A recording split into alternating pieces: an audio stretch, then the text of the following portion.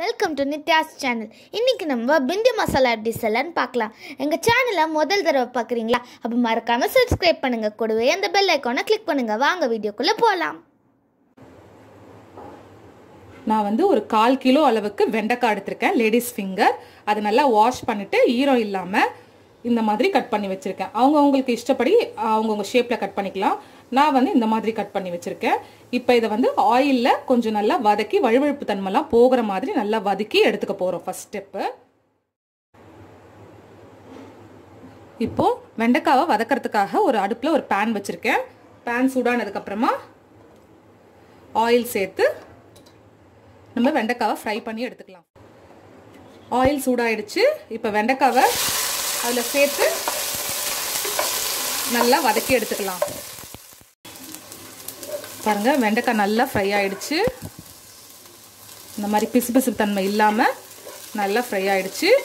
இப்போ அது ஒரு பிளேட்டுக்கு மாற்றிட்டு நம்ம பிந்தி மசாலா செய்ய ஆரம்பிக்கலாம். இப்போது அதே பேனில் இன்னும் கொஞ்சம் ஆயில் சேர்த்துருக்கேன். ஒரு சின்ன குழிக்கரண்டி ஆயில் சேர்த்துருக்கேன். ஆயில் சூடான உடனே ஒரு 1/2 ஸ்பூன் கியூமின் சீட்ஸ் சீரகம் போட்டு தாளிச்சுக்கலாம்.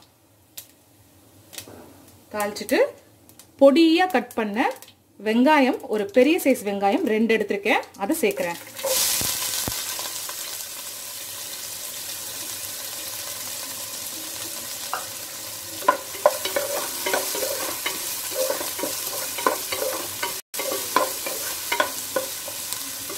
இந்த வெண்டைக்காய் மசாலா, பிந்தி மசாலா பார்த்தீங்கன்னா என் பையனுக்கு ரொம்ப பிடிக்கும். அதனால நான் அடிக்கடி செய்வேன். பொடியாக கட் பண்ண ஒரு பச்சை மிளகாய் சேர்த்துக்கிறோம். இது எக்ஸ்ட்ரா ஃப்ளேவருக்கு தான். தனி மிளகாத்தூள் நம்ம ஆட் பண்ண போகிறோம். இருந்தாலும் பச்சை மிளகாவோட ஃப்ளேவர் நல்லா இருக்குன்றதுக்காக 1 சேர்த்துக்கிறோம் பொடியாக கட் பண்ணி. கிட்ஸுக்கு கொடுக்குறதா இருந்ததுன்னா நீங்கள் பச்சை மிளகாவை அவாய்ட் பண்ணிவிடுங்க.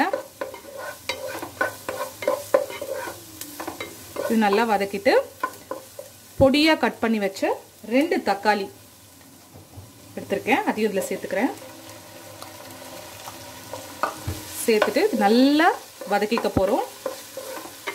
ஆயில் நல்லா பிரிஞ்சு வர மாதிரி நல்லா வதக்கி எடுத்துக்கலாம். ஃபஸ்ட்டு ஒரு ஸ்பூன் இஞ்சி பூண்டு பேஸ்ட் ஆட் பண்ணி பச்சை வாசம் போகிற வரைக்கும் இதையும் நல்லா வதக்கிக்கலாம். இஞ்சி பூண்டு விழுது நல்லா வதங்கிடுச்சு. இப்போ மசாலா ஐட்டம்லாம் 1 by 1 ஆட் பண்ண போகிறோம். ரெட் சில்லி பவுடர் 1 ஸ்பூன் சேர்த்துக்கலாம். அப்புறம் கொரியாண்டர் பவுடர் 1/2 ஸ்பூன் சேர்த்துக்கிறோம். அப்புறம் ஜீரகத்தூள் ஒரு 1/2 ஸ்பூன் சேர்த்துக்கிறோம். சேர்த்துட்டு மஞ்சள் பொடி ஒரு 1/4 ஸ்பூன் சேர்த்துக்கிறோம்.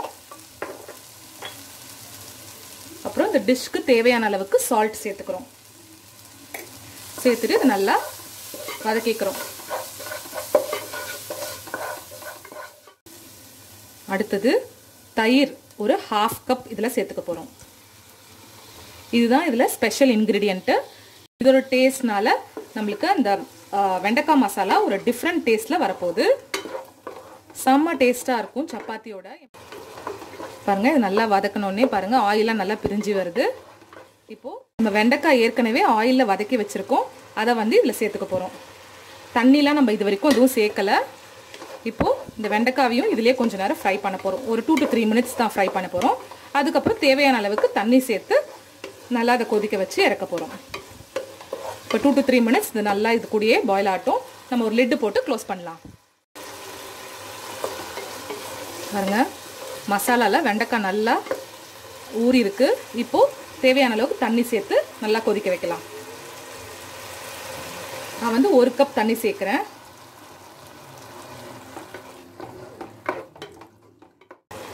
பாருங்க, நல்லா ரெடி ஆயிடுச்சு. சூப்பரான பிந்தி மசாலா ரெடி. இப்போ இதுக்கு மேலே கசூரி மேத்தி கொஞ்சம் தூவிட்டு சர்வ் பண்ணலாம்.